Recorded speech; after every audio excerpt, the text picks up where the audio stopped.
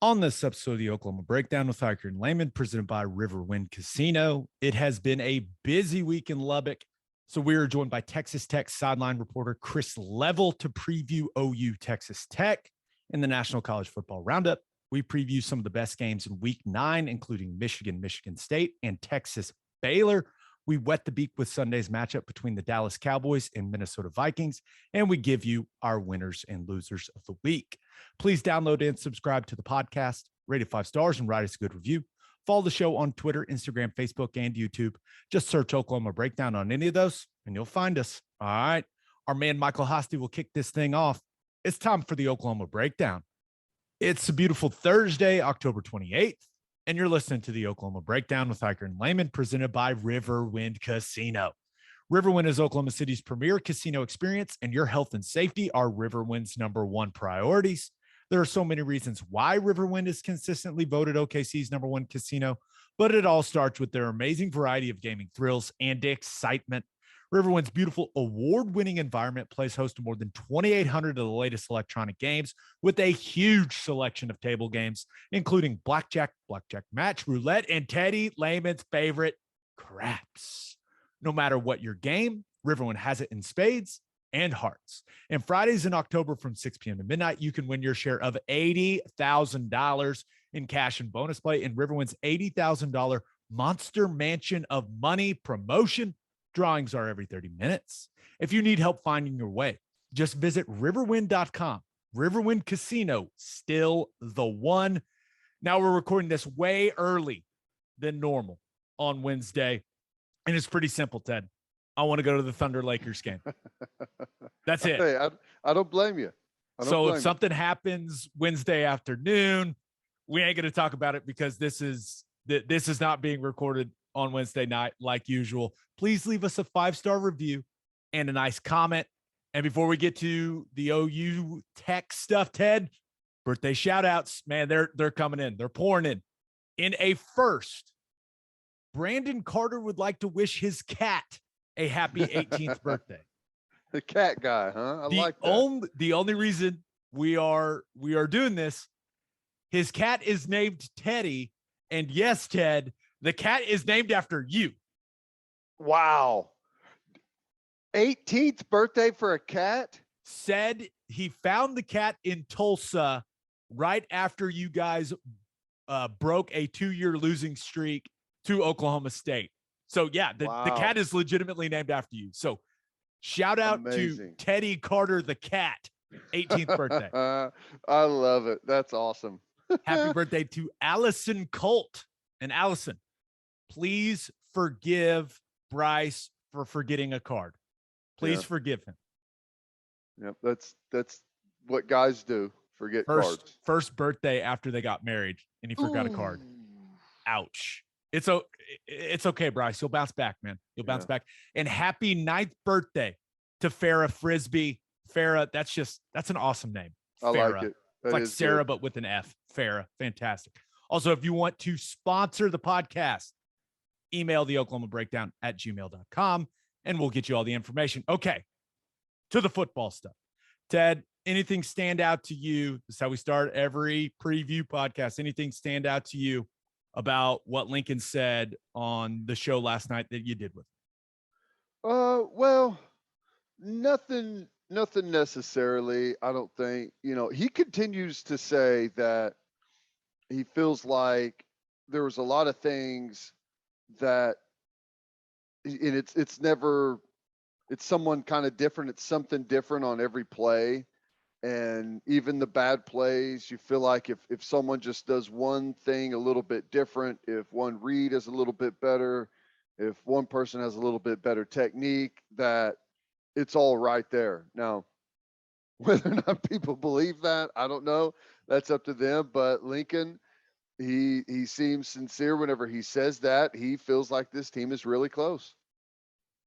Yeah, and I think some people hear that and they're like, really they're close after what we saw in Lawrence. And maybe I think a lot of people aren't concerned about the offense. I certainly am not, right? I think Caleb Williams, from everything I've been told, That kid is all about putting the work in, and he wants to get better. Like, he wants to be great.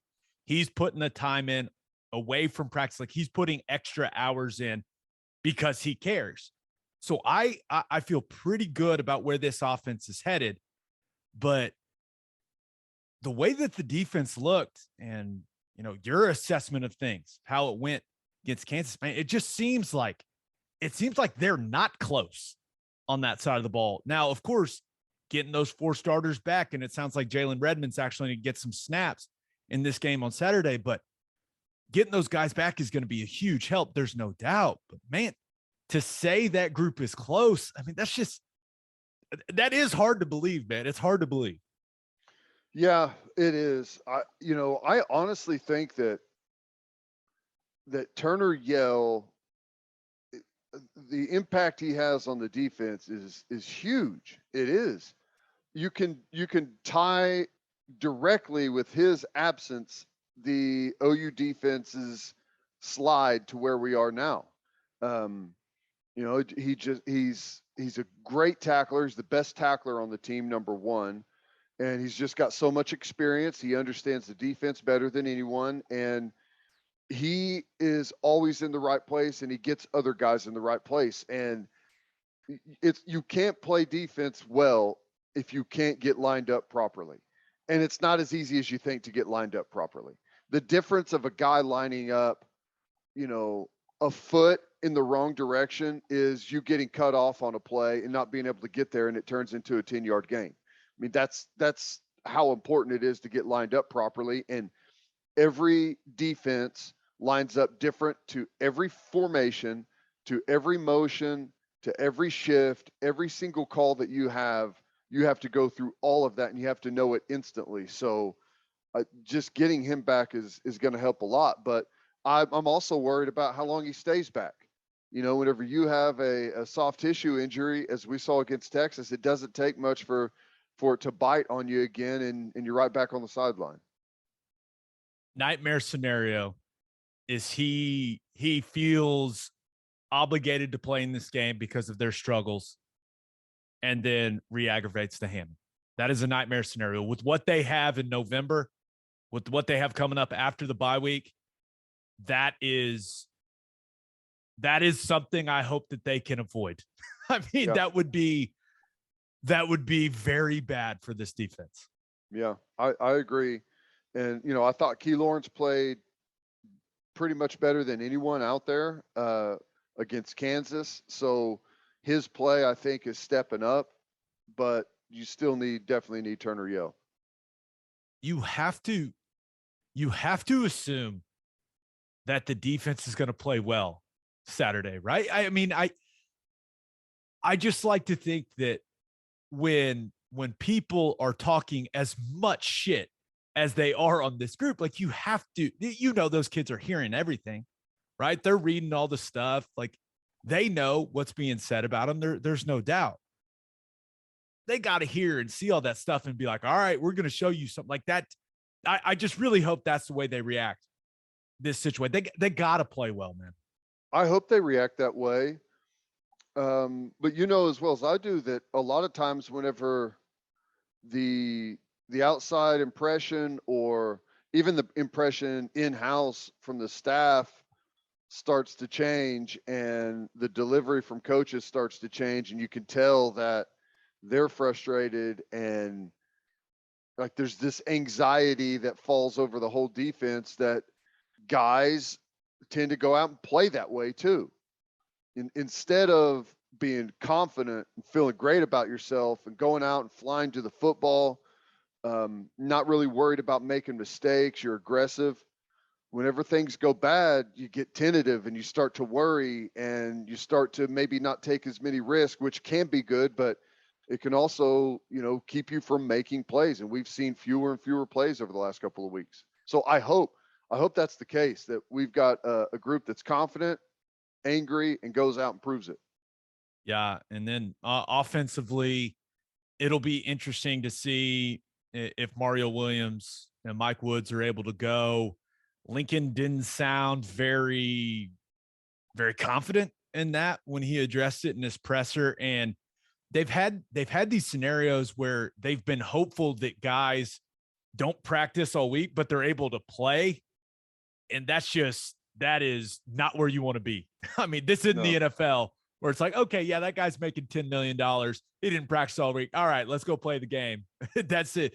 It's a little different in college, but I'll say this, man, it would be very helpful if Mike Woods could play in this game because, man, I'll tell you right now, Tech's got some decent size in the back end, and they are physical. I mean, they are even in their zone coverage stuff, very grabby group. Like they are going to make you fight through some contact, and they're going to dare the referees to call it. And that's the type of scheme we've seen Mike Woods have success with because he is such a big physical guy.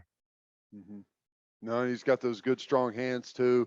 You're right. They've got 3 corners that are 6'3", over 200 pounds, right? It's a big physical group, and they're old too. Like yeah. Matt Wells, he lost his job, and we'll get into that with our man Chris Level, who's the sideline reporter for Tech. But man, they've got some old dudes. They attacked the transfer portal. They got old, and it's a physical group. Now they don't have a ton of speed in the back end, but they do have size and strength. Yeah. Yeah. And I fully believe that the best 2 offensive outputs that we've had this year, except for Western Carolina, were against Texas and TCU. And it's not a coincidence that those are the 2 teams that played us the most aggressively. And Tech, I fully believe, is going to sit in their zone stuff, let their corners be physical, not have to turn and run with guys down the field. And so far, it's been tough for our offense to make hay in that type of environment. Yeah. Okay. Perfect transition to the scouting report for Tech. Let's start defensively. 3-3-5 structure, right? They're going to have 3 safeties on the field. They are going to be in a 3-man front the vast majority of the time, but they have shown a little 4-man front. When I watched it, this is the best I could come up with when it comes to a comp for them, Ted. Their defense is like Iowa State's defense on drugs. I mean, it's all over the place, man. And you look at what they're doing in the back end, they have variations of every coverage, and they play them all in a game. I'm talking cover 3, cover 1, cover 2, cover 4, cover 5. Like it's like Keith Patterson's on the sideline, just like spinning a wheel, and whatever it lands on, he's like, all right, that's what coverage we're playing. It's interesting to watch. And I think when a team does that, a lot of people may think, okay, maybe you reduce your formations because, they have coverage tendencies when it comes to formations. I think you kind of just dwindle your concepts down in your passing game because you need concepts. Now, normally you have concepts that you're like, okay, these are their tendencies in this formation. We're most likely going to get this coverage. This play is good against that coverage. With the way Tech does it, with how random it is in the back end, it's almost like, hey, you need to have concepts that kind of work against everything because you really don't know what you're going to get. And that way you rep it all week long and the guys know it really well. And you kind of make things easier for the quarterback. But looking at their defensive line, they're not getting enough production from their D line. Although I think Jalen Hutchings there at nose guard, I think that's going to be a tough matchup for Andrew Raym. He's an experienced guy, kind of a shorter dude, strong. He's been playing some good ball for them. But at linebacker, they got good size, not great in coverage. I think Schooler's been their most consistent guy there, but physical in the back end. And like you mentioned, I expect to see a ton of zone coverage from them. They're going to dare Oklahoma to run the ball. And you better, Ted, you know how you were after the Kansas game with the defense? Yeah. If OU doesn't run the ball really, really well in this game, you're going to see me in a similar mood because this is a defense that gave up 336 on the ground to Texas, 394 to TCU. Ooh. With what they're going to do from a coverage standpoint, run the ball. Make it easy on Caleb Williams. Hand it to Kennedy Brooks. Hand it to Eric Gray and run it down their face. That's what they're giving you. And they've shown that if you'll do that, they will give up massive amounts of yardage in the run game. You just have to be patient enough. You just have to say, hey, guys, that's what we're going to do. We're going to run it straight down their face. Yeah. That's what they got to do. Well, I don't think there's any doubt about that. They're okay at backer, not great. They're okay at safety, not great. And even on the defensive line, okay, not great. If you go back to the Kansas game, and Lincoln talked about this last night with Toby and I asked him about the running game, and he's like, well, because I think Kennedy Brooks had, 24 for 60 some yards or something like that, maybe 70 yards, which, he'd been ripping it and have back up to having that great average. And Lincoln was like, well, we had quite a few things that were there, but Kansas made a ton of like one-on-one kind of like shoestring trip you up tackles. And it's funny, as he was saying that, they were playing the reel of the running plays, and it was a ton of those plays where one safety coming down would make just that one arm tackle on Kennedy Brooks, which typically you don't make on him. So like that's going to be what Texas Tech has to do. If they have any prayer of trying to stop the run against Oklahoma, it's going to be making those one-on-one tackles against Kennedy Brooks, which if you can do it, great, more power to you. But if not, it's going to be a long day. Yeah, no, I'm with you. Okay, offensively for Tech, they major in 11 personnel. So one back, one tight end. They will get into some 12 personnel stuff. They have that. And I wouldn't be shocked, right? We've seen the formula that has worked against OU, keep it on the ground, use a ton of the play clock. I know that will feel almost it will be disorienting to see Texas Tech play that style. Yeah. Like it just won't compute in our brains, but it's been proven that's the way to play against this OU squad. So Tech, they use a ton of motion. I mean, a ton and all kinds of elaborate versions of motion. So communication will be key. Henry Colombi is an absolute wild card at quarterback, man. I don't think he's a great player, but I'll tell you this, he's fun to watch. I mean, you really don't know what you're going to get. He's a mobile guy. However, the other guy at quarterback is the one that worries me. We saw Jason Bean have success running the ball, right? Keeping in some of those read concepts, guys having trouble fitting those concepts. Number 7, Donovan Smith, comes on the field and looks like Cam Newton out there. He's huge. So remember the success West Virginia had with Garrett Green, bringing that small little dude on there? Yep. Donovan Smith is all of 6'4" and all of 235 and can run.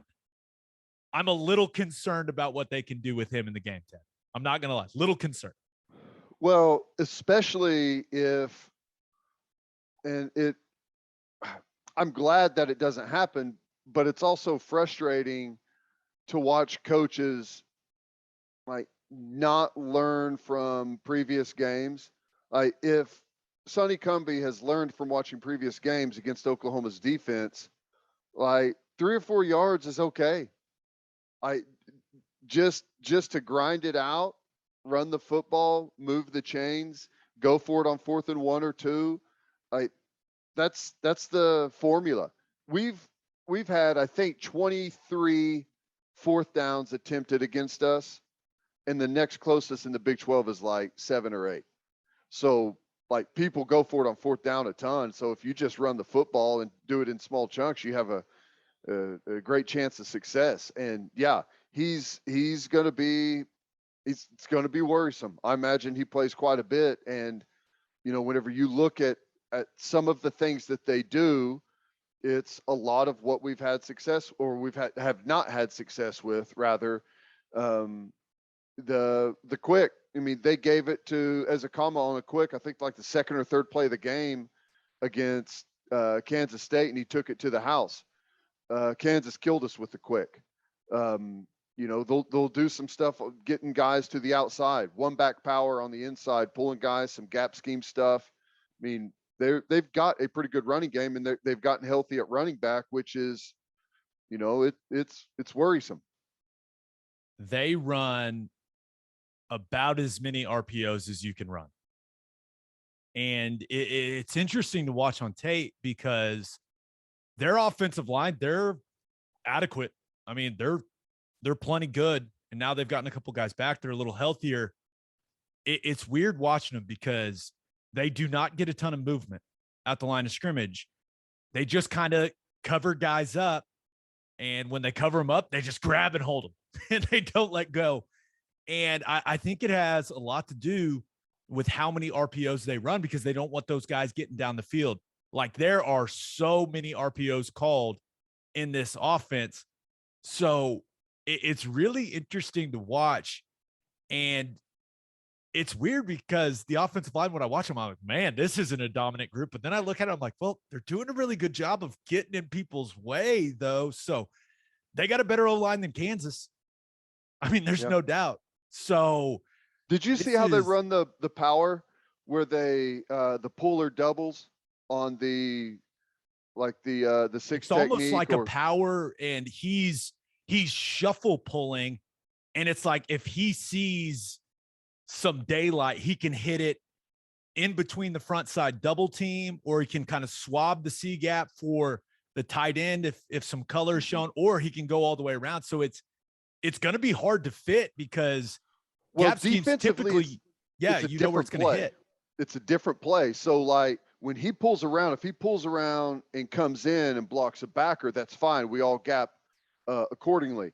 But whenever the tight end's got a six technique and they're head to head, and he comes around and he doubles that, it changes the gaps completely because a lot of times he bumps that guy out, and now there's a gap in between the tight end and the guard where typically your six technique is in there. So it's a when people, it looks like to the untrained eye, it looks like the identical play, but it's a little bit different, and they can gap you. And when they gap you, it may not look like much, but if it's 4, 5, 6 yards, that's the point. And I hate to tell you this, Ted, but watched several games from Texas Tech's offense, and they do have split zone in the playbook. They got it. Shocking. And here's what's really interesting. If you watch the other 129 offenses in Division I football, I think they'll have it too. They do. And they've got a couple of tight ends, and they'll shift, pre-snap, motion, and we're going to see all of the same stuff that we saw against Kansas. If you can't stop it, you can guarantee you're going to see it again. So, yeah. Defensive line going to have to get off blocks, right? They're not going to be, with the way that they come off the football on the offensive line, with how measured they are. There's not going to be a bunch of swimming guys, and really like they're going to get guys in their chest, and they're going to have to physically remove those human beings and make plays. Yeah. So they better they better play with some knockback, man. I'm telling you.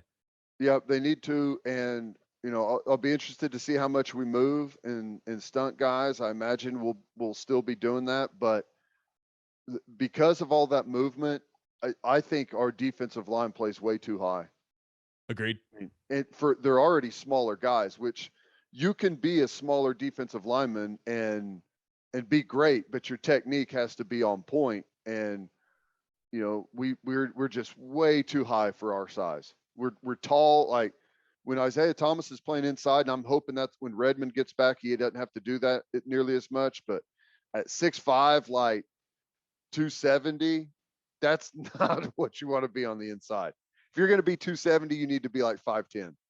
I'm just telling you, and I've talked about this a lot. As an interior offensive lineman, and Dawson Deaton, their center, like he's a solid veteran player. Like you look up and you see a tall 270-pound guy in the interior, you're looking to the heavens saying, thank you. I mean, thank you. As opposed to a short little squatty, like 315 guy, like, oh, not going anywhere. You can't move him all day. Give me the 6'5", 270 guy there in the interior, and we'll figure it out. So Yeah, we've talked a lot about the movement of the defensive line and how, we think they do too much of it. I saw a little hope in the second half of that Kansas game, a few more snaps where the defensive line's just playing straight, just playing their gap. It brings more physicality to the position, right? When you're doing all that movement, all that slant, and especially all that thinking of where you got to go with everything that the offense is doing, and I think it takes some physicality away from them as a group doing all that stuff. And I think it takes physicality away from the backers as well, because you have to slow down and wait to see if they get there, and if they don't, you've got to fit off of that and replace that. But all of that said, I also believe that there is a really good time and place for it as well. Yeah, no, I'm with you. Playing straight whenever people are expecting you to stunt and twist like that. I'll ask you that. I imagine that catches guys by surprise, right? If you see a ton of stunting and then all of a sudden they start playing it straight and you're maybe anticipating guys folding and moving around, that's got to be difficult. I'll tell you this. Texas Tech is going to practice against all of those movements and loops and all that stuff that OU's done all season long. If OU came out and played straight up along the defensive line for, 60, 70% of snaps, those guys would be like, Coach, what the hell? I mean, what the hell? We practice against all the movement stuff all week, and now they're just coming right at us. What are we doing? No, so It would. You're right. It would be. I think it would catch them off guard. All right, let's get to call your shot, and got a couple of good responses. Got to start with this one. This comes from our man Eric Bates on Twitter. We asked you guys for your boldest prediction for OU Texas Tech. Eric said, Teddy slips up and gives his opinion of Sonny Cumbie on a live mic.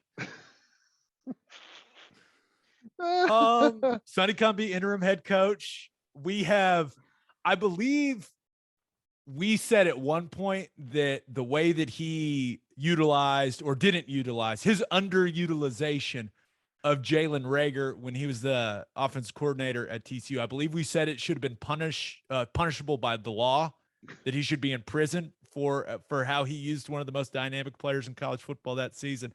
We have been rather critical of Sonny Cumbie. There's no doubt. I have I've made it very well known a lot of times on the radio show of what I think of Sonny Cumbie's play calling. And it goes back to whenever I said it's frustrating sometimes. I'm happy that it happens, but it's shocking, like shocking whenever you see Oklahoma and there's a very defined one or two things that we have really, really struggled with. And then an offense comes in and doesn't do any of it, not once, doesn't even test it, doesn't even make you prove that you fixed that area of that problem area. And Sonny Cumbie has done that a lot. And, if it didn't mirror a lot of things that they already do in their offense, I would say, don't worry about what you messed up against Kansas. You're not going to see it against Sonny Cumbie. You love Sonny Cumbie. I mean, it is well documented. All right, this other one comes from Alex McMillan on Twitter, who says Tech throws the ball 50+ times, OUD racks up 5 sacks, and Caleb Williams puts up 6 total touchdowns. I know that people think now that Cumbie is the interim head coach that they're just going to throw it all around the yard. Dude, I think they're going to come and try and do what West Virginia did and what Nebraska did and what we just saw Kansas do. Now, would it shock me if Sonny Cumbie did something that hasn't been proved to be that effective against Oklahoma and went away from the game plan that clearly works against this team? No, I wouldn't be shocked, but it would surprise me a little. Like, I think Tech's going to feel pretty good about trying to slow this game down. I really do. I would be shocked, frankly, if that's not what they did. And the other way they decided to go was, hey, let's drop back pass and let their smaller D line that's good at rushing the passer, let's let them do that instead of fight and sift through blocks and hammer them with a run nonstop. Yeah, that I hope they come out and throw it just like the call your shot said right there. If they come out and throw the football a ton against us, I think that's going to be a problem area for them. We've had problems with the pass whenever it's built in to teams that are running the football really well. That's whenever those problems have come. Yeah, I think just dropping back and throwing it all day, I think that bails the OU defense out. Yeah, you probably look back at the game against Kansas and feel like, well, they just threw it all over the place against us. But I think they only threw it like 20 times or something like that, 20, 23 times. Yeah. So I think we'll see something similar from the Red Raiders. All right, let's get to our interview with Chris Level. But first, the only place to stop when you're road tripping is Love's Travel Stops. Love's has over 560 locations in 41 states, offering 24-hour access to clean and safe places. And Love's has given us a $25 game day gift card to give away each week. This is all you have to do to be entered to win this week's gift card. Tweet a picture of you stopping at Love's on your way to the OU Texas Tech game this weekend, and make sure you tag the podcast Twitter account and Love's Twitter account. We'll contact you if you are the winner. Pretty simple. Whatever your road trip needs are, Love's has it. Fuel, fresh food, all the snacks and drinks, including my favorite, Java Amore. That coffee is fantastic. Love's also has you covered if you forget your phone charger or headphones. They've expanded their mobile to-go zone so you can grab any of that stuff there. Make sure you download the Love's Connect app for exclusive offers from today's most popular brands. The Love's Connect app also includes a route planner and store locator. When you see that red neon heart on the highway, stop in and say hi at Love's Travel Stops. For a full list of what Love's has to offer, visit loves.com and make sure you bank at First Fidelity Bank. First Fidelity Bank is a full-service financial institution based in Oklahoma with tailored solutions for all your personal and business needs. Checking accounts, saving accounts, home loans, and much more. They do it all. Whether it's online banking from your computer or mobile banking from your phone, everything is stress-free with FFB. Making mobile deposits, paying bills online, and moving money to different accounts could not be easier. First Fidelity Bank also provides free ATMs worldwide, making banking convenient wherever you are. They also give back to the community. FFB donates a total of more than $500,000 to local charities and educational foundations. Make your life easier and go bank at First Fidelity Bank. Visit ffb.com for more information. All right, here he is, Mr. Texas Tech, Chris Level. It is our pleasure to be joined by a man that he's just the Texas Tech guy, people. I mean, he's the publisher of Red Raider Sports. He is the host of Tech Talk there in Lubbock. He's also the sideline reporter for Texas Tech football. He's the color analyst for Texas Tech basketball. He is Mr. Texas Tech. He is Chris Level. What's going on, man? I am the Texas Tech, what you guys are to the Sooners, I guess. How about that? You know, we try to be, anyways. I'll miss you guys in a few years, whenever that is. By the way, yeah, we'll get into that too, but we'll definitely miss crossing paths for sure. That's probably a discussion for another podcast, Chris, because gotcha. we got a lot going on yes, on both sides heading this football game. Let's start here. I had gotten to know Matt Wells pretty well. It's a bummer, man. It's a bummer that he was fired there. What went wrong? Why do you think the administration at Tech decided to pull the plug now?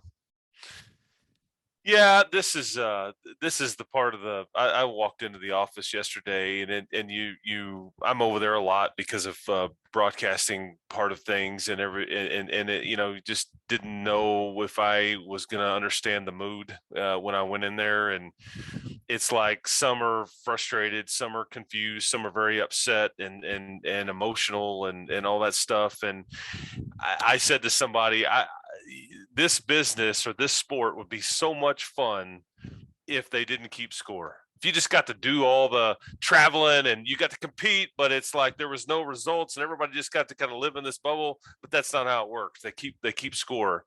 And ultimately, they just couldn't ever get over the hump. And the fan, there wasn't much support for Matt, I think, as time went along. And if you beat TCU 3 or 4 weeks ago, or if you beat Kansas State, we're probably having a different conversation. But they just couldn't. They kept getting these road wins, and then they come home and couldn't get over the hump. I go back to the Texas game last year when you had Texas dead to rights, up by 15 points with 3 minutes to go in the game, and then lost that game in overtime. And it was just so that was kind of a microcosm of his tenure here, unfortunately. And I don't know if ultimately he was ever accepted here because he was somebody that was an unknown to this program and West Texas in general. He's from Oklahoma, and hey, look, he's an awesome person. He was great to me. I love being around him. He's good people. His players never got in trouble. He changed the culture, and they just didn't win enough. Bottom line, and that's and I get to the timing part of it too. I just don't want to keep rambling, but it sucks. Well, the timing is interesting, and to the outside observer, it kind of looks like this. They had their mind up what they were going to do. Oklahoma almost loses to Kansas. And you say, oh, dang, Oklahoma maybe not very good. There's a chance we could go into Norman and beat them. And if Wells goes into Norman and beats OU, you can't fire him. Right. And you wouldn't have been able to. You're exactly right. So that's what it looks like. It looks like we made our decision up maybe who knows when. We got a winning record right now, but we cannot let him go in and beat Oklahoma. I mean, you're probably dead on. I think their thought was, to your point, yes, I think that at some point they'd gotten to where this is going to be an eventuality. And I think what I've gathered and what Kirby said the other day at the press conference is that they feel like there's going to be a lot of movement within the industry, coaching carousel wise. I mean, we all obviously understand what LSU and USC, but I mean, a lot of rumors in Fort Worth about Gary Patterson. The North Texas job is going to open up more than likely with a guy that I think we all know in Seth Luttrell. There could be a variety of movement. It creates a domino effect. I just think that Texas Tech was trying to say, if we know what we're going to do, we want to be on the front end of this carousel, not the back end. We don't want to be the last horse drinking from the trough if there's no water left, because you don't have the most money, you don't have the most resources and all those things. So that's what I've been able to gather. Right, wrong, or indifferent, and a lot of people have agreed with it. A lot of people have absolutely disagreed with it. But you're right. You go into Oklahoma and pull it off, and now all you've done is put. As Sonny Cummey put it yesterday, my plate is full this week. Now he's drinking from a fire hose, trying to figure out, okay, I'm not the OC anymore. I'm the head coach. That is a million different things going, and so it's a short week for the staff that remains here. But I think you're right, Teddy. Well, let me ask, if Oklahoma goes in and does what most people thought they were going to do to Kansas and beats them by, 40 points or something like that. Do you think that has, like, the way Oklahoma played against Kansas had an impact on it? No, I think it was more about how Texas Tech probably lost the game against Kansas State. Yeah. And not that you lost or how you lost. I think that was just like one of the variety of things that played out to it. I'd be willing to bet, though, that there was a conversation had about, hey, if we're going to do this, what happens if they go into Oklahoma and win? Then it prolongs it. And then what if they don't win any more games? We've lost all these, what they felt like are valuable weeks, trying to figure out what direction they're going to go. I think it's all very valid, but I think it was more about being shut out in the second half, being up 24-10 at halftime, and just not being able to close it against the Kansas State team that's not great. I mean, they're okay. They're going to compete, but they had 12 penalties. I've never seen a Kansas State team as dysfunctional and disorganized as that one, and you still couldn't beat them. And it's interesting. They decided to name the guy whose offense couldn't score any points in the second half as the interim head coach. I find that interesting, Chris. But last one on the coaching side of things, and we'll get to the team. It seems like Kirby Hocutt laid it out pretty obviously in his press conference that they want someone with a ton of Texas ties. And it appears there are two names that are at the top of the list for the Red Raiders, and that's Sonny Dykes there at SMU, and then Jeff Traylor, who's doing a great job at UTSA. Is as far as the fan base goes, with some of the things you've heard, I assume those are two guys that Tech fans would be more than happy to have. Yeah, I think you'll get a lot of support for either guy if that's what. And I would just say this: here's a fact that we can absolutely state. Sonny Dykes and Jeff Traylor are going to make a lot more money to coach football next year than they are making right now. Whether it's where they're currently coaching or at a new these are facts. And I think that they'll get the opportunity to visit with Texas Tech about this opening if they want to pursue it. And I think that you could even see as early as this week permission being requested to speak to those guys. Now, when those talks happen, I don't know, but I think Kirby Hocutt, that's the point of the timing and trying to get out in front of some of this stuff is I think you're going to start spinning the wheels here, trying to figure this thing out. But yeah, both guys, I mean, obviously Sonny, he coached here, he went to school here, played baseball here, and he was here under Mike. And then obviously Jeff Traylor, most of his ties though are East Texas. Obviously he's been in Waco, been in Austin and all that, now in San Antonio. But you know, I think he would be high on the list as well for sure. Sonny Cumbie, how realistically, what type of chance? And Art Briles, I know that name's been thrown out there. Like, is there any chance at all there? I'll go. We'll do the Briles part first. There are Art. You know, he coached here in Mike's first year whenever Leach was here. Art went to school here. There are a lot of people that grew up with Art that are still here. The head track coach, Wes Kitley, who's won a national championship a couple years ago, he is one of Art's best friends. There's just a lot of connections here. So it always gets brought up. There were multiple times where this school and Art were engaged when he was either at Houston or at Baylor about him possibly being the head coach and all that stuff. It never worked.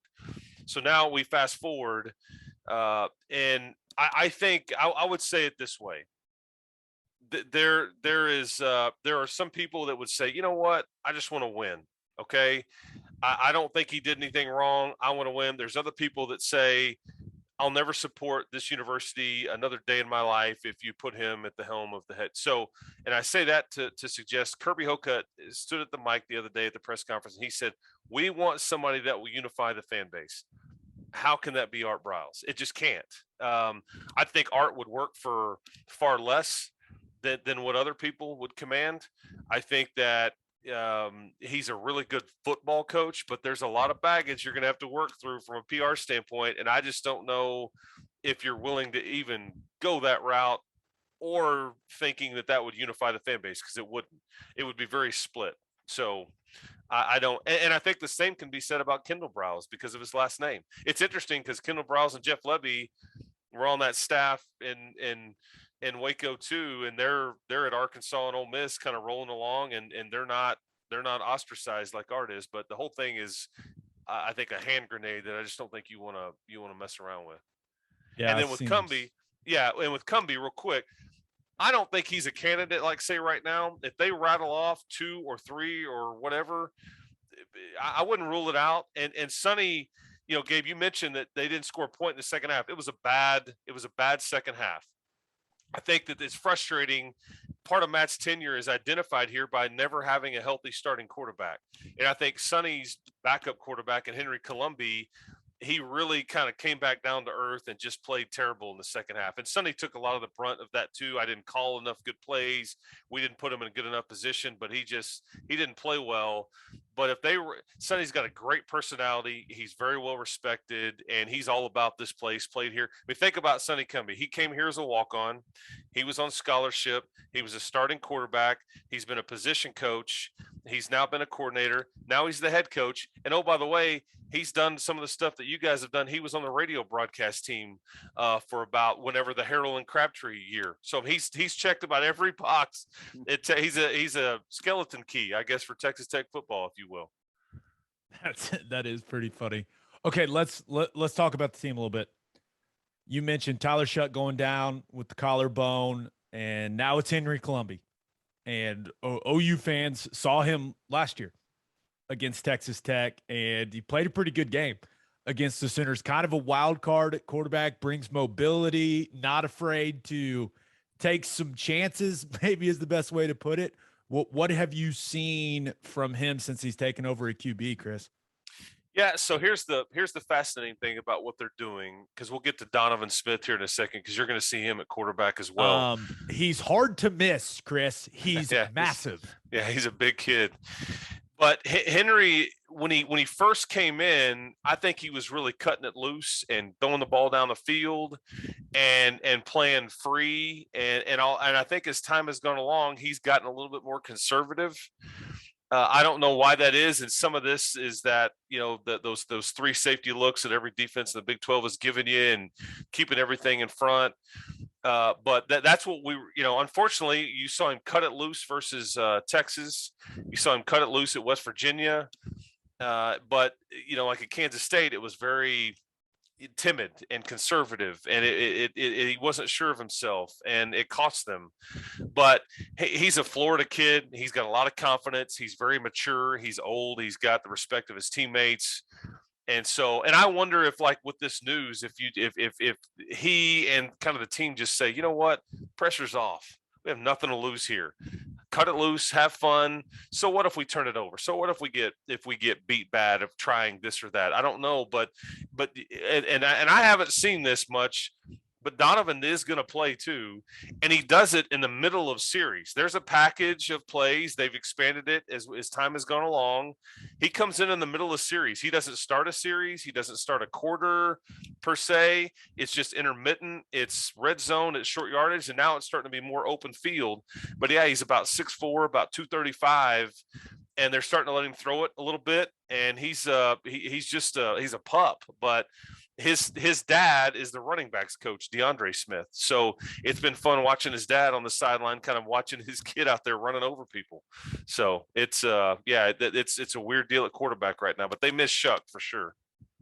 Ezekama is a really good player. I think is he the leader now in receptions in the Big 12? He's right up there close if he's not. Yeah, he's close. And they'll get him the ball a bunch of different ways. They'll give it to him on the quick, whenever he comes in motion, and he's a big kid, he's tough to tackle. And how do you see his role against Oklahoma expanding, or what do you think? Because they got to get the ball to their playmakers, obviously. So how are they going to try and get him involved, do you think? Yeah, they did not do a good job of that. Sonny took the brunt of that blame the other day. He only had 2 catches. He did have a carry on a jet sweep where he went, I think, 40 yards for a touchdown early on in the game. But you're right. He's one of those guys, you look at him, he kind of reminds me of, I guess, in some ways, of Eric Ward or Crabtree type guys that play a lot bigger than they actually are. And he's very difficult to tackle. He's just real strong, and he just kind of keeps going, and it's you think you're going to bring him down, and he just keeps going. But yeah, he's a deep threat. Quick game, but they'll hand it to him. Kalen Geiger is another kid that he's more of a slot that's playing outside. And he gets a lot of receptions and a lot of targets as well. And he's a transfer from Troy, who's originally from Fort Worth. But those would be the 2 guys on the outside. But yeah, Eric is. At the beginning of the year, he was really lighting it up, and I thought, maybe he has a decision to make after the season. It's kind of somewhat cooled off. I don't know if we're headed that direction yet, but he's a guy that's got a chance to really play at the next level, no doubt. So Roger Thompson seems like he's back to 100% after kind of the weird injury situation to start the year for him. Chris, looking explosive, still a dangerous guy back there. Yeah, so their running back situation has been weird in that SaRodorick got hurt very early on in spring, and so he missed most of the summer, and it allowed everybody else to kind of keep practicing, keep repping, doing all these things, getting stronger. And so the season starts, and Taj Brooks just emerged, and he was really their guy. He won the Houston game for him with 2 really long runs that scored touchdowns, and then we had not seen him. He played the 3 non-conference games and looked really, really good in those games. And then he got hurt the week before the Texas game. So last week was the first action he has seen in conference play. Well, SaRodorick is late to the party and is kind of misses the non-conference games. And I think the UT game was the first game that he was back. So they've kind of passed each other in the hallway. But this is the first game I think that you'll see those guys back and at 100%, if that makes sense. It's a nice 1-2 punch. Neither one has breakaway speed per se, but both are really patient, really strong, can catch it, are good in the red zone. And I think that at last check, I think you went into the Kansas State game with 17 rushing touchdowns and just 4 receiving ones. So that's what they're looking to get those guys the ball on that end of the field for sure. The running game's been, at times giving Oklahoma fits. So, and this is my last offensive question, but Wells was more of a balanced offense type of guy, wanted to run the football.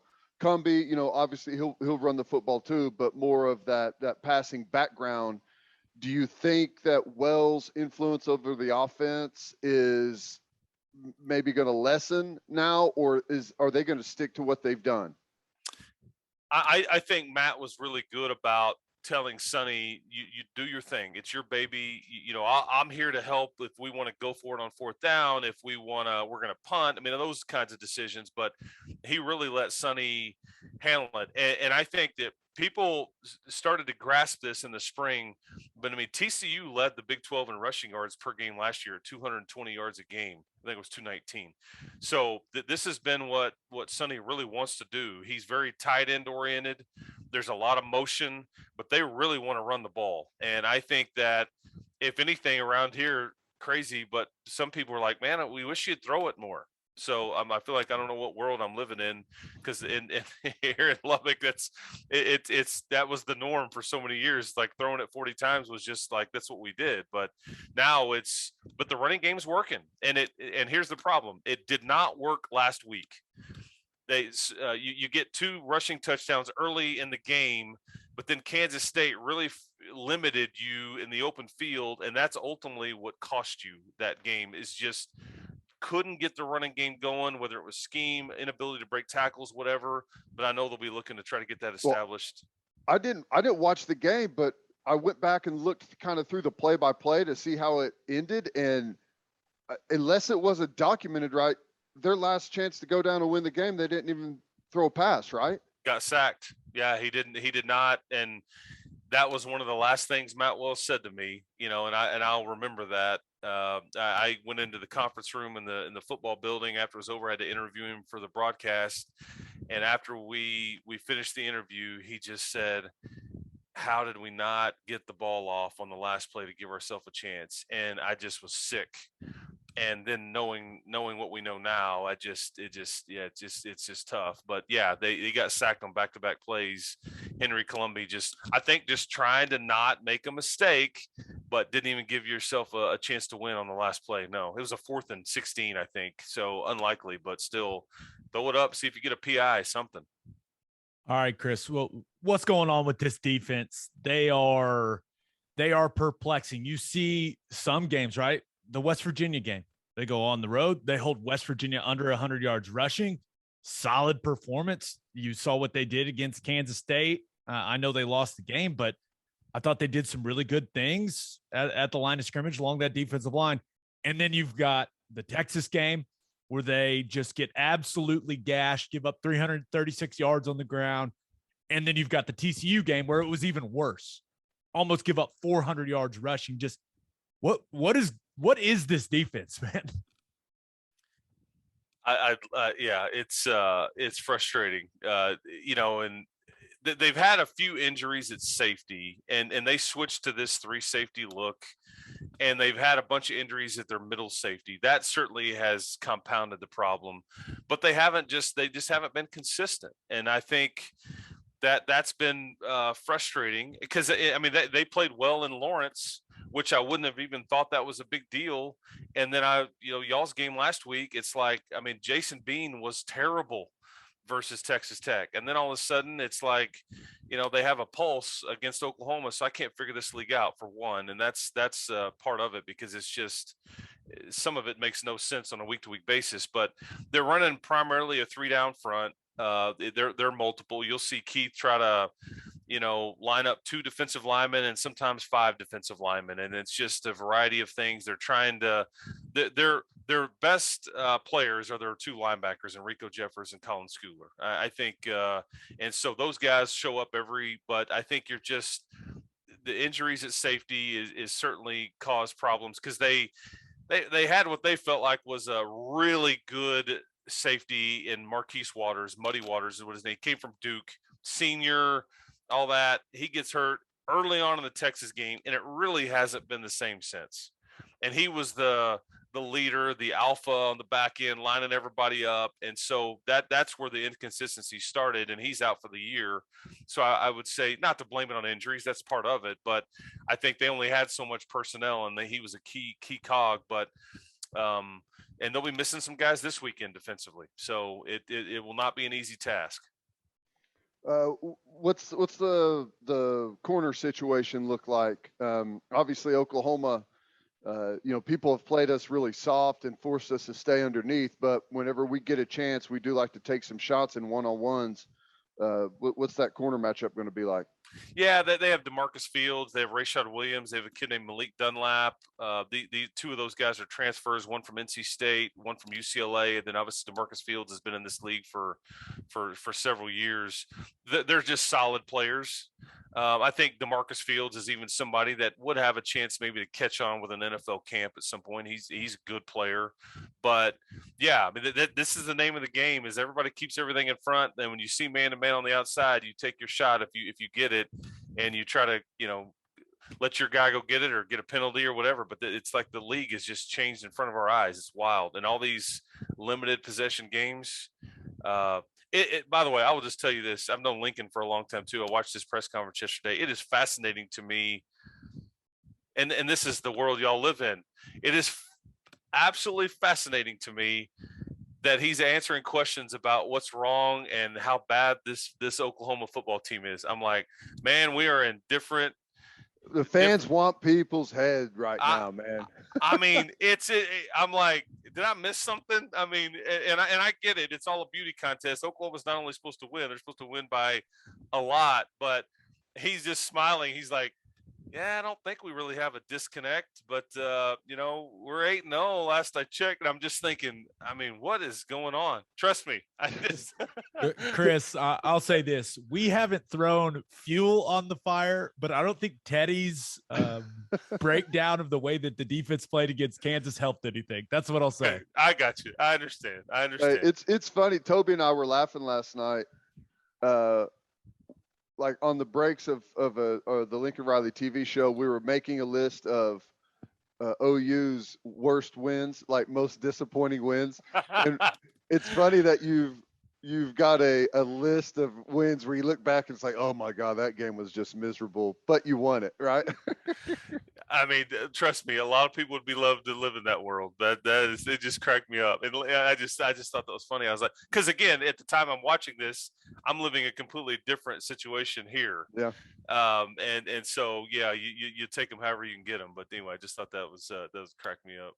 All right, man. Kind of just a weird situation for this Texas Tech football team coming into this game. What are you kind of expecting from them in Norman?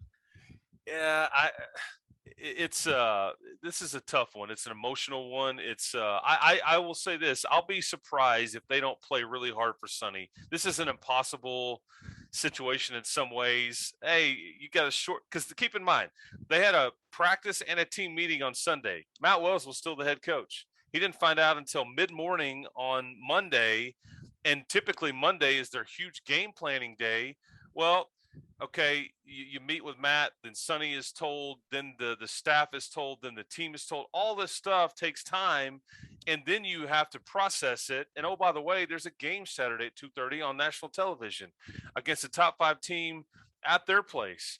I think, though, they stayed up there late Monday night, were able to process it, and I think that they, largely have a game plan in place. But that's a great question on what you'll see. I don't really know.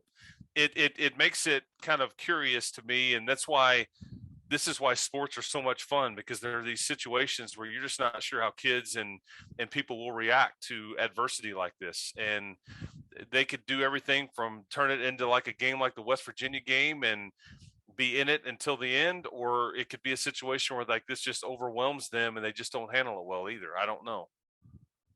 I'm going to assume they're going to give OU their best shot.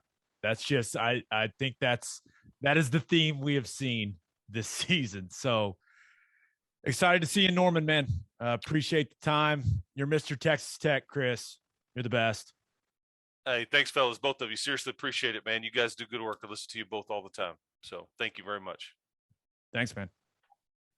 Well, I don't really know what to expect from Tech, right? And it doesn't sound like Chris knows either, but just a weird situation, man. Just got your coach fired.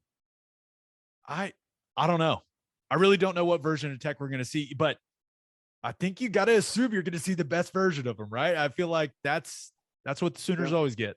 We've talked about what happens to a team whenever a coach or a coordinator or someone gets fired or let go or has their duties stripped during a season. You feel responsible for that, and the only thing you can really do is go out and play better than you've played all year in response. And I think that's going to happen. I think they'll be focused, they'll be intense, and they're going to see a great opportunity. And so is Sonny Cumbie. You know, I don't know what the plan is there for making a hire, and maybe he doesn't have a shot and they've already figured out who they want, but he may not know that. And he sees this as his opportunity. You beat Oklahoma, you got a shot at getting the Texas Tech head coaching job, which I'm sure he really wants. Yeah. So should be an interesting one. All right, let's get to the National College Football Roundup. But first, do you own a business? If you do, you need Insurica in your life. Insurica is one of the country's largest insurance brokers with 30 offices throughout Oklahoma, Texas, and the Southwest. Insurica is able to customize programs by accessing the latest information from many insurance carriers. They compare and contrast coverage offerings and pricing in order to design a cost-effective, comprehensive program to meet your business's specific needs. Insurica's clients become best-in-class businesses by working with Insurica's team of advisors to manage risk. Purchasing insurance is only one way to protect your business. Best-in-class businesses win by avoiding a loss in the first place. If your business partners with Insurica, you'll save huge amounts of money and take back control of your total cost of risk. I'm an Insurica client, and you should be too. If your business wants to be the best in class, connect with Insurica at insurica.com. That's INSURICA.com. Guys, fall is here, but the weather doesn't matter. It's always hard seltzer season, baby. And there's only one hard seltzer that we drink on this podcast, and that is Sonic Hard Seltzer from Coop Ale Works. It's perfect for any occasion. We drink it in the hot tub, by the fire, and at the tailgate. You can buy 12 packs of the iconic Sonic drive-in flavors like cherry limeade and ocean water, or you can grab a citrus variety pack or a tropical variety pack. Find it at your local grocery, convenience, and liquor stores. All right, week 9. Got some good games in college football. Let's start with number 6, Michigan, heading to East Lansing to take on the undefeated number 8 Michigan State Spartans. Both teams going to want to run the rock. Michigan with Blake Corum and Hassan Haskins. Michigan State going to feed Kenneth Walker III, who is an absolute stud. I don't think Michigan State is going to have a ton of success on the ground, though. That Michigan defense, man, I've watched quite a bit of them. They're solid. I mean, you look at it, they're actually second in the country. Everyone's talking about Georgia's defense. Michigan is actually second in the country in scoring defense behind Georgia. Now, there's a huge gap there, but it's like 8 points difference. But they're a good group, man. And Aiden Hutchinson is an absolute problem at defensive end. I just don't see Peyton Thorne making a ton of plays in the passing game for Michigan State. I looking at the Michigan side of things offensively, I have not been overly impressed with Cade McNamara at quarterback for the Wolverines, but Michigan State does have the worst pass defense in the entire Big Ten. So I feel like guys like Cornelius Johnson and Dalen Baldwin should be able to make a couple plays in this one for Michigan. Listen, Mel Tucker is doing a great job there. He's really utilized the transfer portal. I think people are going to try to copy what he has done. It's a great season so far for the Spartans. But when you look at it, they're undefeated. They haven't beat a single team with a winning record. I just don't think they've played anyone as close to as good as Michigan. I like Michigan pretty comfortably in this one. I'm picking Jim Harbaugh to win a big game. I know what I'm doing.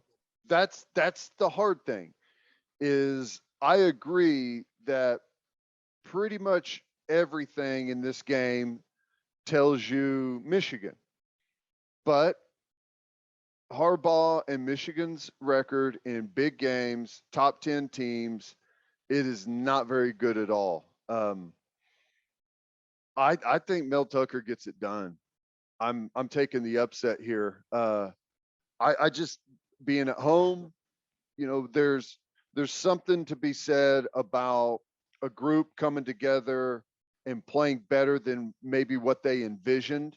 And the amount of buy-in you get in those type of situations, especially over a game like this, this game will mean more to Michigan State than it has in, a long time. And that's going to make it a whole lot of fun. And I think it's going to be an ugly football game, which, both of those teams can live and feel very, very comfortable in an ugly football game. But I think Michigan State edges it out. It's going to be low scoring, but it's probably going to come down to some serious drama at the end. Yeah. Hopefully we'll see if a punter drops the ball. We'll see if that gonna be nervous. Gonna be nervous. It is interesting though. You got 2 7-0 football teams, number 6 versus number 8 in the country, 11 a.m. Central kick. Now 12 there, noon kickoff there, but it's just weird. Like, that happens around here. People lose their minds. Everyone in the Big Ten is like, it gets pretty cold at night. Yeah, let's play that sucker at 11 a.m. We're good. Yeah, it's going to be a great environment though. It's going to be a cool game. Yeah, I think game day and big noon kickoff both there. So that's a big one. All right, number 10. Big Ten's about to get the rest of the season's going to be awesome in the Big Ten. Oh yeah, big time games now and throughout the month of November. That's going to be fun. Okay, number 10, Ole Miss. At number 18, Auburn. Ole Miss coming off a solid win over LSU, but Auburn's got a little drama surrounding Brian Harsin right now, but they are nice and rested coming off the bye. So I think it's clear that Ole Miss has an advantage at quarterback with Matt Corral, even if he isn't 100%. It looks solid against LSU, but man, we got to give Bo Nix some respect. He's been really solid this season. I mean, like suspiciously consistent. And you have to imagine that Auburn is going to try to run the ball right at Ole Miss. With Tank Bigsby, Jarquez Hunter, it's a great tandem at back. Like they have a physical group along the offensive line. They're going to want to control the clock, control the ball. It seems like it'll be one of those games where they're trying to keep Matt Corral and that offense that Jeff Lebby is just dialing up week in and week out. They're going to try to keep that group on the sideline and shorten the game a little bit. And I kind of could see them succeeding at doing that. Now, Ole Miss's defense is better, but it ain't great, man. So with 2 weeks to prepare, I think Auburn's defense shows up in a big way. And maybe they get a few stops when Ole Miss goes for it on fourth downs. That's Lane Kiffin's thing. And those plays can really swing momentum in the game. Jordan Hare, that stadium is going to be rocking. I think I like Bo Nix and Auburn. What is wrong with me, Ted? I don't know. I like Michigan and Auburn. What is happening? Is Corral, is he healthy? He did not look anywhere close to 100% in the LSU game to me. But, dude, he's one of those guys. He's reckless. He's always been reckless. He's going to continue to be reckless. But now he does have to think like he's got a future in football, right? Yeah. So is he as reckless as he once was in this game? And I'll tell you this, Auburn, they're not going to finish, they may not be a top 3 team in the SEC West. They got dudes. You look at that defense, they've got big ass physical dudes. Learn to slide. Get down. Corral, Save not yourself. a big slide guy. Have you ever seen the movie Pre? The running movie? Yeah. Yeah. Yeah. Steve Prefontaine. You know how his big thing was he would go out really fast in a race and make people chase him, and eventually they would fall apart, wouldn't be able to hold that pace. That's what I see going on here. I think Ole Miss is going to pull Auburn into a shootout. Ooh. And I think that Bo Nix is going to make some mistakes and turn the football over. But I think that's what's going to happen. Ole Miss is comfortable in a high scoring game, giving up points. A lot of these other SEC schools are not. It's not comfortable for these big physical defenses to go out and give up a 50 burger in a football game. And that's what Ole Miss is trying to drag people into. And I think they're going to have success doing that with Auburn. I think Ole Miss gets the win. As long as Corral's smart with the football and he stays healthy during the game, I think Ole Miss wins it. We are split on the first two. Look at us. All right, Texas at number 16, Baylor. Dude, I think this is going to be a great game. Both teams coming off a bye. And I interviewed Steve Sarkisian this week from a radio show, and it seems like they have been emphasizing finishing the last couple of weeks of practice with what happened against OU and what happened against Oklahoma State. Which and I wonder what that looks like, because you were talking about on the broadcast, like their pregame warm-ups looked like the middle of a training camp practice. I'd never seen anything like it. Most intense warm-up I've ever seen for an offensive line and defensive line. I couldn't believe it. I was like, and then early in that OU game, I was like, well, one team was warming up and like they were ready to go smack someone in the mouth, and then they kind of ran out of juice. So I don't know. I don't know. Right. But I really, and Texas is going to get some guys back off injury from what Sark said as well. So there's no doubt. I really like what I've seen from Baylor. But for whatever reason, Ted, I can't stop thinking about their game against Oklahoma State. And they just could not run the football against OSU in Stillwater. They couldn't. And I don't think Texas's defense is anywhere near as good as Oklahoma State's, but I could see Texas loading up on the run and forcing Gary Bohannon to beat them throwing the football. Now, while I think RJ Sneed and Tyquan Thornton, Ben Sims, the tight end, I think he's got some good athletic targets there. I just don't know if that's a situation Gary Bohannon is going to thrive in. Like, his success as a passer is very dependent on them running that outside zone scheme well in a game. Like, go back and watch the Oklahoma State game. You saw his limitations as a passer when they couldn't run the football. So I like Texas in this game. I think Casey Thompson is going to bounce back and play some good football.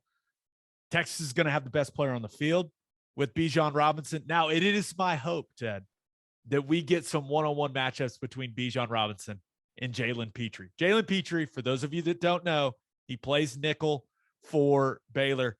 He might be Teddy and I's favorite player in all of college football. He is fantastic. He is a heat-seeking missile. They blitz him. He's great in coverage. He's physical. He can cover man-to-man, back, slots. He can do it all. He's awesome. I want to see him covering Bijan Robinson one-on-one, and I want to see Bijan having to pick him up in blitz pickup. I want to see that matchup. That's going to be fun. But I think this is going to be a great game. I really do. I'm leaning towards Texas. I wouldn't be surprised at all if Baylor won, with the game being in Waco. But I think Texas, they got a little more on both sides of the ball. Yeah. I'm going with Baylor. I think Baylor is just an all-around. They don't have many weaknesses. They're solid offensively. They are really balanced offense, running and passing. I think their average is like 240 yards a game rushing, and passing is just under. It's like 235. Bohannon doesn't turn it over. He's only thrown the one interception against BYU. Just really solid. Thornton at wide receiver is really good. They've done good with their backs, and defensively, their statistics aren't great as far as like yards given up, but people don't score a lot of points on them. Right. And they're right there in that group with Iowa State, Oklahoma State, and Baylor. They're pretty much 1, 2, 3 in scoring defense and in a lot of the different categories. You can't get to the quarterback. They've only given up like 6 sacks on the year. Really hard to get to Bohannon. He's athletic enough to make you pay. I think they're a well-coached, all-around, solid football team. And I think if Texas goes out and plays their best offensively and their best defensively, I think they beat Baylor. But I think Baylor's level of play is way more consistent, and what you get from them, you kind of expect. I think Texas will have some peaks and valleys throughout the game, and it's that consistency that gives Baylor the win. No, I'm with you. They've definitely been a more consistent team, and I've said it many times. Jeff Grimes' system, his offensive system, what they're doing at Baylor, probably my favorite system in all of college football. I love it. Love watching it. Love breaking it down. It's great. And they're probably getting better at it too, as they go, as they get more experience. Bohannon hadn't had a whole lot of football whenever we had played, or whenever they played Oklahoma State earlier in the year. They were still just kind of getting rolling. One of, maybe it's the main thing I point to pick Texas win this game. It's like, if they lose, they'll be 4-4. It's like, are they really going to be a 4-4 team? I don't know. And they got Murderers Row coming.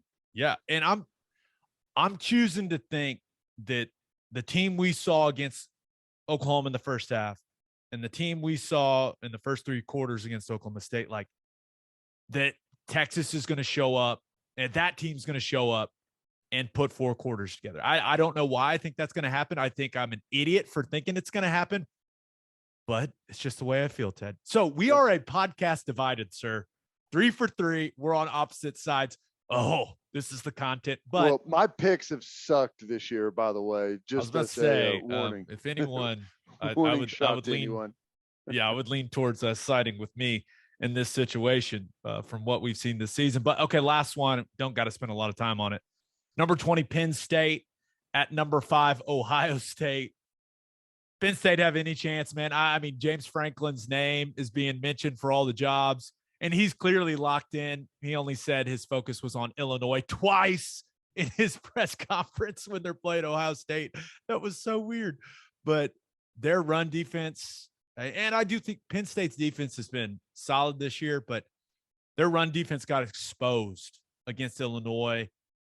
They say that Sean Clifford is going to be 100% for this game. I don't believe them. We've talked a lot about it on here a lot. Ohio State is absolutely rolling right now. That's a big spread. It's 18.5 as we're recording this. But it seems like Ohio State's not going to have any problem with Penn State. Too much going on for the Nittany Lions. Ohio State's figured some things out defensively. I think they're going to absolutely get after Penn State. Yeah, Franklin's going to be shocked when someone finally tells him that they lost in overtime to Illinois last week, not Ohio State. And when they land in Columbus, it's going to be like, wait, what happened? Why are we here? And why does the other team have so many good players? Yeah, I think Penn State is going to get absolutely rolled. I think they're a good football team, but I think right now everyone on that team is answering questions from their parents and friends. Is Franklin gone? Is he leaving? Is he going to go to USC? Is he taking that job? I mean, there's a lot of distraction going on right now. And frankly, I think James Franklin is distracted. And the way he's handled it has been terrible, honestly, whenever a microphone's in front of him when he gets asked that question. Yeah, so we'll agree on that one. All Buckeyes. All right, let's get to wet the beak. But first, Teddy. Are you unhappy with the surface around your pool? You're not pleased with your patio? Soft Rock specializes in installing safe rubber surfacing for pools, patios, gym floors, and other outdoor spaces. Soft Rock's rubber safety surfacing provides a long-lasting surface that is impact and slip resistant, fully customizable, and virtually indestructible. Local business owners Heidi and Cody Clark are avid OU fans that are driven to help you with all your pool and patio surface needs. Visit softrock.com/OKC. That's softroc.com/OKC for more information. The Clarks also own the Driveway Company. The Driveway Company has tailored solutions to eliminate all of your driveway problems. They can repair cracks, clean and seal your rotting grass-filled joints to prevent water damage, ultimately saving you thousands of dollars in future repairs. Visit thedrivewaycompany.com/OKC for all of your driveway repair needs. Learn more about Soft Rock and the Driveway Company by visiting their Facebook and Instagram pages or by calling 405-294-9834. And make sure you send your kids to Bishop McGuinness Catholic High School. Bishop McGuinness Catholic High School has a long tradition of educational excellence. With a 12-to-1 student-to-teacher ratio, no student is overlooked. Bishop McGuinness's college prep curriculum offers 22 AP courses. There are numerous clubs and organizations for students to join. And as a proud member of the OSSAA, there are 14 sports offered. If you want to provide the best possible educational and spiritual development for your children, contact Bishop McGuinness Catholic High School or visit bmchs.org. Financial aid is available. Okay, let's wet the beak. Game of the week is undoubtedly Green Bay at Arizona, right? Arizona right now a 6-point favorite, but that's Thursday night football. Some people don't listen to the podcast until Friday. Some people don't listen to it until Saturday morning. So we try to stay away from the Thursday night game. But that's going to be a great game. There's no doubt. So let's go with Sunday night football, Ted. All right. The 5-1 Dallas Cowboys at the 3-3 Minnesota Vikings. Dallas is currently a 2.5-point road favorite. I'm pumped for this game. And I'm sure a lot of people that play fantasy football are as well with all the dudes in this game. That Dallas offense is rolling. They lead the league in yards per game. They lead the league in yards per play. They lead the league in points per game. Like, that is an explosive offense, but a little mystery around Dak Prescott's calf. I'm assuming he's going to play and he'll go in this game, but I suppose you never know.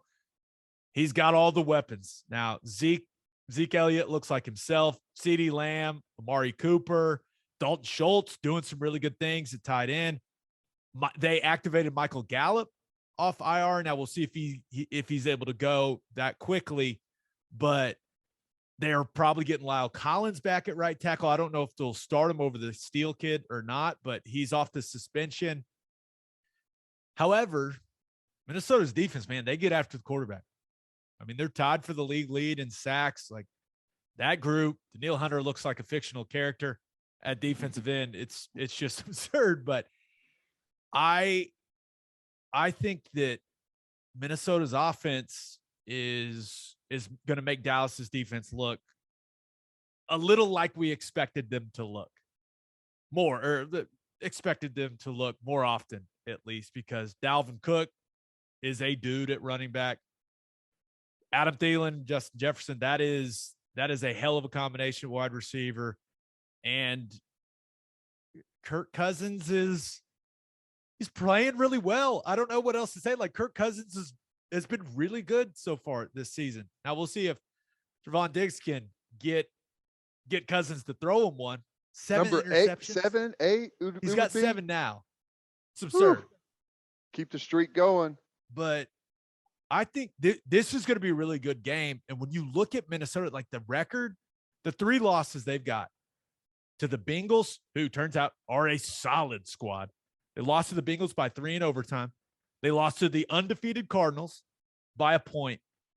And they lost to the Cleveland Browns, who were way healthier when they played, by 7. Minnesota ain't bad, man. This is going to be a fun game. It is. I'm looking forward to it. And you mentioned it. There's just an amazing amount of star power that's going to be in this football game.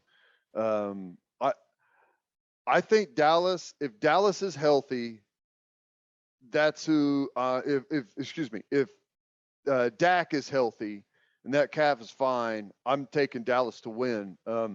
If this was a playoff game, I'd have a different pick, but since it's regular season, Cowboys, they're going to put up yards, they're going to put up points, and I think you're right. The defense has struggled for them, but Diggs has helped out. They've been opportunistic at times, and I like their offense a little bit more than I like Minnesota's offense. I mean, they're pretty similar, but I think Prescott's a better player than Cousins. Yeah, I don't think there's any doubt. So yeah, I'll take Dallas as well, but all we want is to be entertained, like especially in the primetime games, right? Sunday Night Football, we're all watching the same game. Give us a good one, guys. Come on. It should be a good one. I think it will be good. I think it'll be really entertaining. It's going to look awesome. In that arena there. It's a beautiful stadium. It's going to be good. It's going to be awesome. All right. So let's get to our winners and losers of the week. As always, Ted, kick us off. Who do you have as your winner of the week? I got to go James Franklin. I mentioned it that we both did, that he's a little bit distracted. He's talking about Illinois and getting asked all the questions about the head coaching job at USC. And I think that he is a top candidate for USC. Now, the reason he's a winner is because I don't know why he's a top candidate for the USC job. He is one of those guys that has kind of failed up, and there's football guys and then there's salesmen. James Franklin is a salesman. He's not a football guy. He can talk. He can talk to recruits. He can talk to ADs that are, interviewing him. He's really good at getting jobs. He's not really good at winning anything of import. He's up for the USC job, and he's won one Big Ten championship 5 years ago. Whenever the league was a bit down. So it's shocking to me that every single big job that comes up, his name gets thrown around. I have no idea why, because the record, what he's done, does not match, what he gets thrown around with every single time. It's wild to me, but hey, it's a great place to be in. He's going to make a lot of money. Already makes a lot of money. I think he earned a ton of people's respect with what he did at Vanderbilt, right?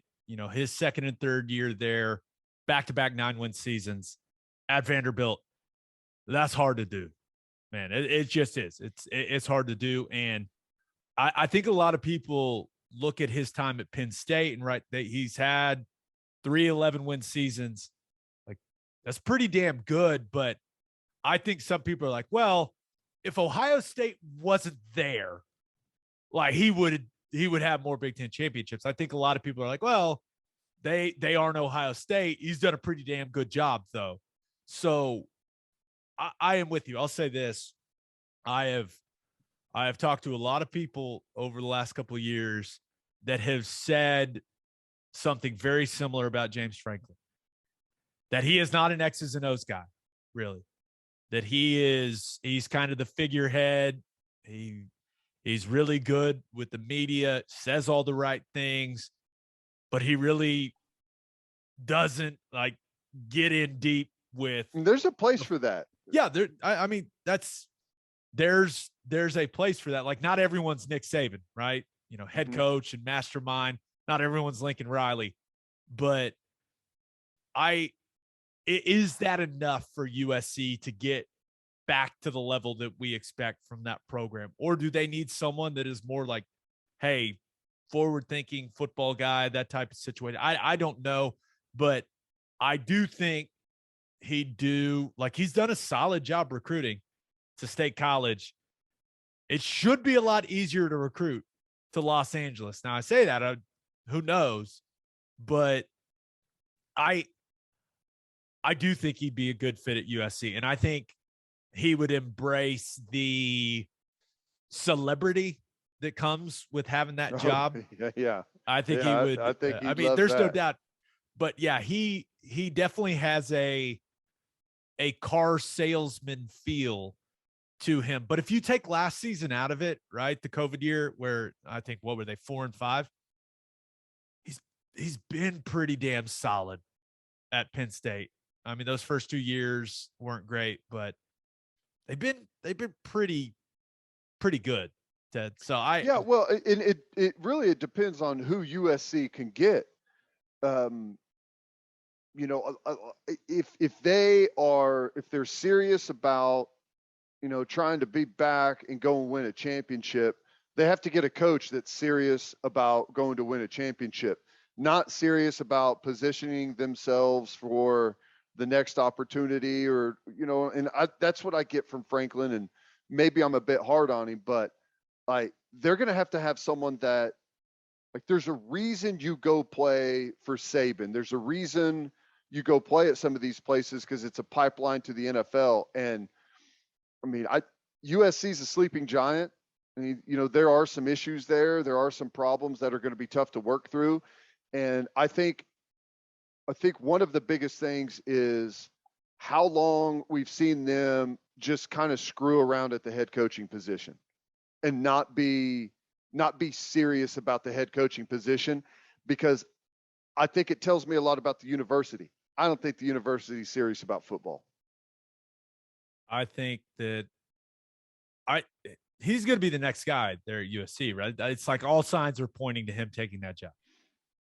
Either him or Tomlin. Maybe it's Tomlin. We'll get to that. We'll get to that. He's my winner. We'll get to that. Okay, who do you have as your loser of the week? I had to go with the guy that got Brady's 600th touchdown. Now, kudos to Tampa and maybe Tom's representatives. I don't know who it was that did the negotiation and started throwing things at him really fast, but dude, he ended up with 2 signed jerseys, a Mike Evans jersey and cleats, $1,000 to the Bucs store, 2 season tickets, and then a Bitcoin from Tom Brady. So that's 60,000-ish bucks, but you got to imagine that 600 touchdown for Brady. That's worth a lot of money, right? On the open market. The thing I saw was that people estimated it was worth $500,000. Well, but especially, I don't know today. If do you pay attention to, like, you know, the sports card industry or like sports memorabilia? Just or whenever like some of the big stuff comes across and it's kind of news, it's out of this world right now. Jordan just had a pair of shoes he wore like randomly in like year 3 or something go for like $1.5 million at auction the other day. So it's crazy. Here's the problem. Like right now, that thing's probably worth $500,000, but you know, in 20 years, in 50 years, it's probably worth way more than that. But Brady may still be playing in 20 years, and like his 1,000th touchdown football is going to be out there. So maybe you have to strike while the iron's hot. No, I saw that and I was like, good for him. And I wonder how much, you know, like what monetary value the 2 season tickets have. And I think it's for the rest of this season and all of next season is how I understood it. So it's not like he didn't get a lot, but like I said, in that situation, people, being a nice person is not going to pay off for you. You take that ball. You said, we will enter negotiations after the game when I have my legal counsel present. That is how we will do this. Here's my agent's number. That's when you need lawyers on your side, man. I know a lot of people give lawyers a bunch of flack, but that's what they're for that situation right there. Got to have a lawyer by you saying, no, more. I'm having a press conference tomorrow at noon. You guys are welcome to attend that press conference. Yeah. So I'm happy that the guy was so cool in the moment. The fans probably would have really booed him and gotten after him, and maybe someone beats him up and takes the ball and gives it back to him and he gets nothing. Maybe that happens, but it was, I think it was a miscalculation. Miscalculation by him. Here's the real question though. How much is that one Bitcoin worth in 10 years, and how much is that football worth in 10 years? Which is worth more? That's the question. I don't know. Ask Ashton Kutcher, one of the people that are like super dialed into that. I am not super dialed into the crypto stuff, but it doesn't seem like it's. Now I will say maybe it gets regulated, and then kind of it loses its luster, Ted. Mhm. I don't know. I'm not smart enough to know. Can't predict the future, man. I'm sorry. Well, I can predict the future. The government is going to try everything in their power to regulate it. I'll tell you that right Correct. now. I think we're on the same page there. All right. Whiskey and bourbon drinkers.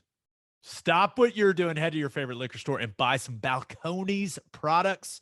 You got to grab some of Balcones Lineage Single Malt Whiskey.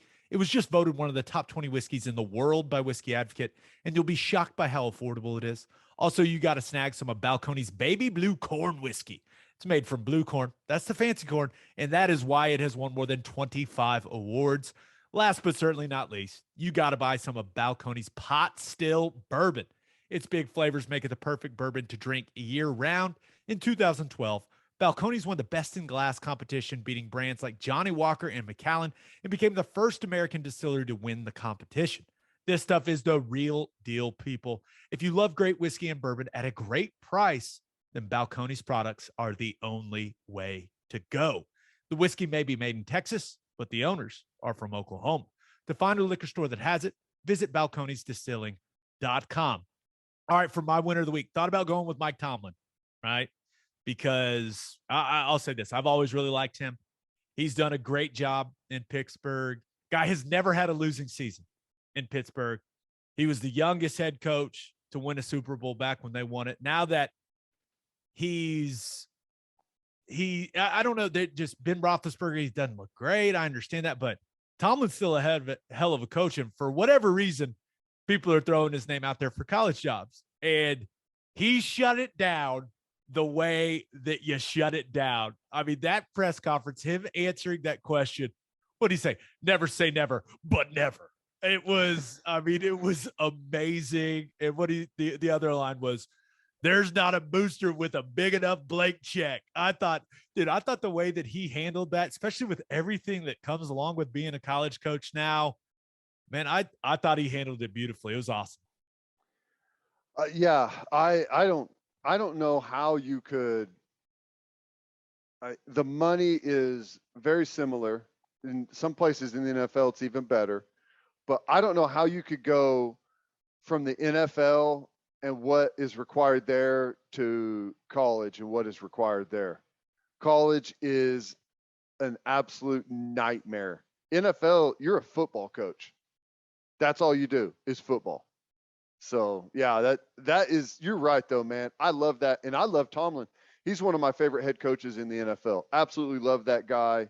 Love what he's about. Love the way he speaks. Love everything about him. And he is in a tough position right now because if you put true serum in his arm, I think he'd tell you right now that they desperately need to turn the page from Roethlisberger. Like he needs a new young quarterback to start grooming.